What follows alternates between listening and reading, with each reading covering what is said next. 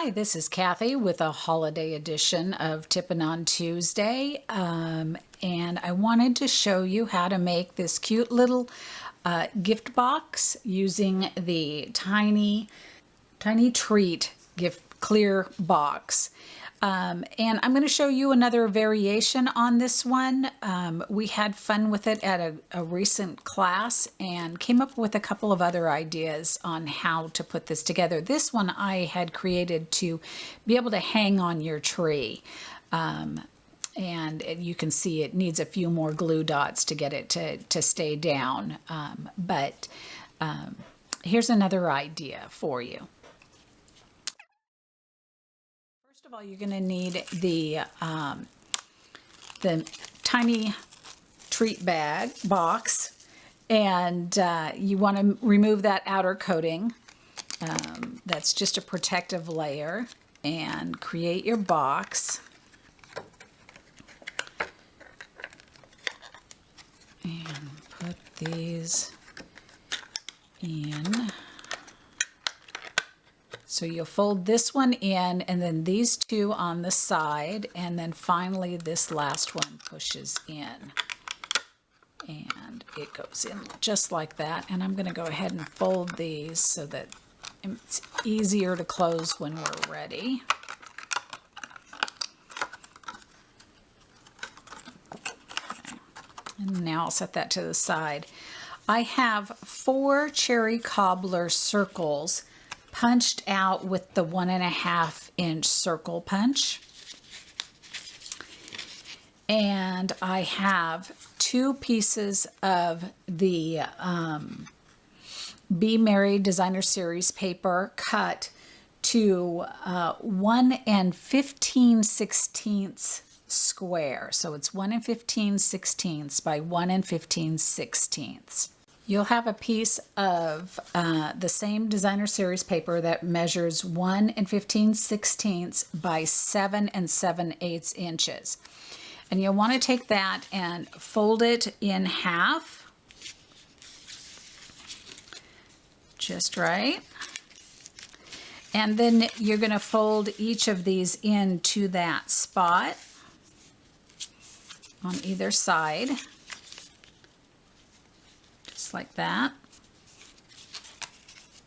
Okay, and then I'm going to take one of these, and then I've got another one here that's just I'm going to use for scrap, and I'm going to cut that to be about 1/2 inch by that 1 15/16. And I'm going to take a little bit of tear and tape. And on the side with the tree, I'm going to put it on here.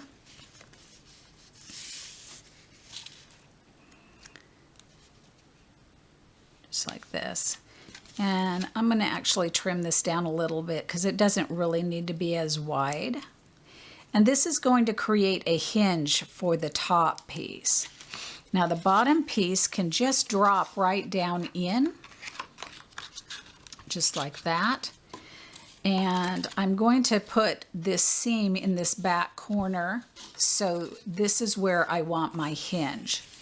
So I'll put one side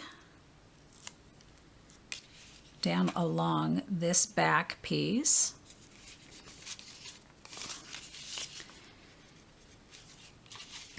And then I want to make sure that when I have this, that my trees are going the right direction. I don't get them upside down or sideways. So I'm going to put it on here this way.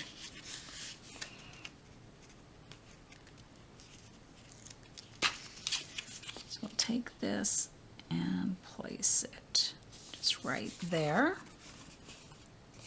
And it looks like that one is a tad bit larger, so I'm going to go ahead and trim it down just a little bit. This is one of those projects that you may have to do a little bit of trimming on to make sure it fits just right. And then I'll fold along that hinge.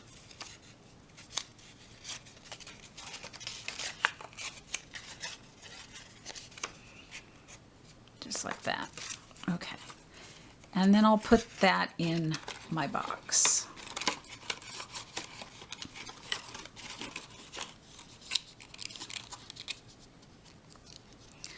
Now, if you get a little bit of this bent in here, it will kind of start to fill and adjust with time. The one that may not is this one up here. So I can see I'm a little bit longer, so I'll want to trim that down just a little bit as well. So I'm going to just trim a little bit off here. There we go. Just like that. And now my box can close. Okay. Now, if you have this gapping here, once you put something in here, it'll probably fill it and not make that happen. But if you wanted to, you could always put a little bit of tape to secure that so it won't do, stick in that way. But okay. So then let's go ahead and do our stamping. I've got a scrap piece of Whisper White, and I've got the tree from the Merry Mistletoe stamp set here. I have Garden Green ink, and I'm just going to stamp 4 trees.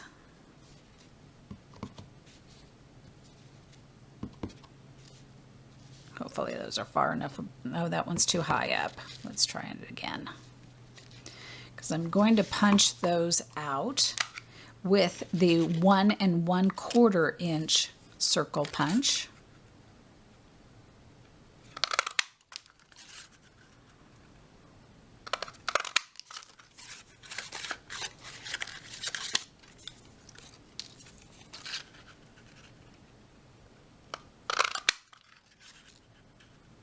Sure enough, I didn't get that one far enough over, so let's go ahead and redo this.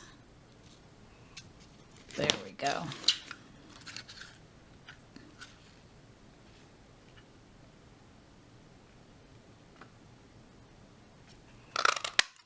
Okay.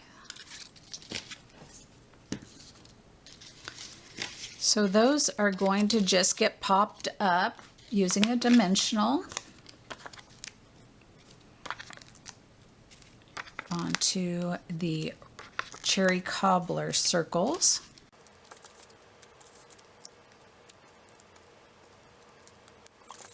Then I have 2 pieces of the silver metallic ribbon.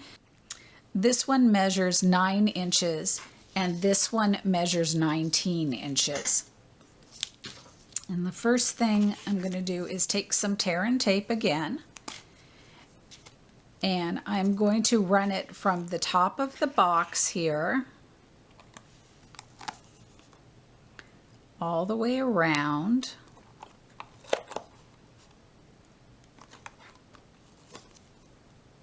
to the front of the box, right to where that little cutout is.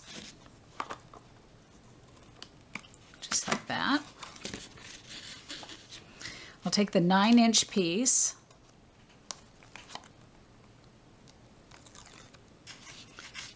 and starting right there, I'm going to put that around my box.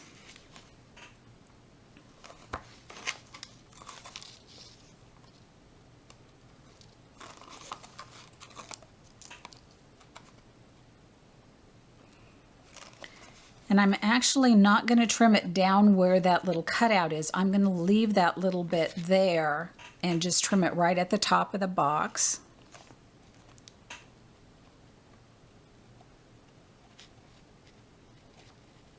Oh, these are not my ribbon scissors. So that way it's not real noticeable that that doesn't connect.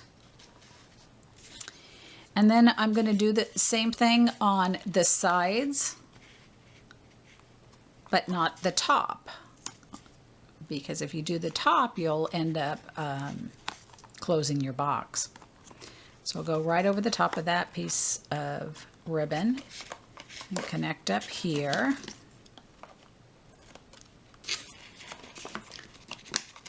So I'm going to fold my 19-inch piece of ribbon in half, so I know where the halfway point is.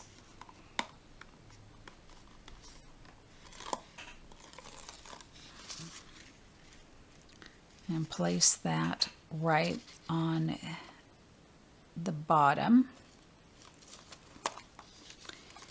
And bring this one up here and this one up on the other side. Just like that. And now here's the front of my box. I'm going to tie this into a bow.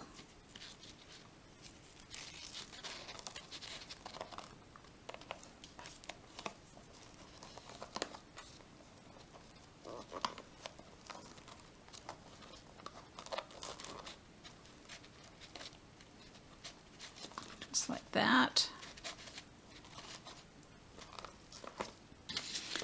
Put my sides on using some dimensionals. And you don't have to put them all on if you don't want. Maybe you like just a single one and leaving the others, or maybe you like just front and back, where, you know, however you'd like to do it is. It's obviously your design then. So I'll put mine on here. And then, so we decided that this might be cute just this way as a little gift box as opposed to hanging it on a tree. So that's why we tied the bow. So then you can take the mini bows in either the green or the red, and you could put them in the corners, or you could put just one here at the top, or maybe one in the center of the bow would be kind of cute. So you can put them wherever you'd like, or you could put them even, maybe that would be fun, is putting the bows, instead of the little Christmas tree, putting a bow in each of the circles. So have some fun with that and come up with some different ideas on how to make these little tiny treat boxes into a little gift package for somebody you love. So happy holidays, and tune in again soon for another edition of Tippin' on Tuesday.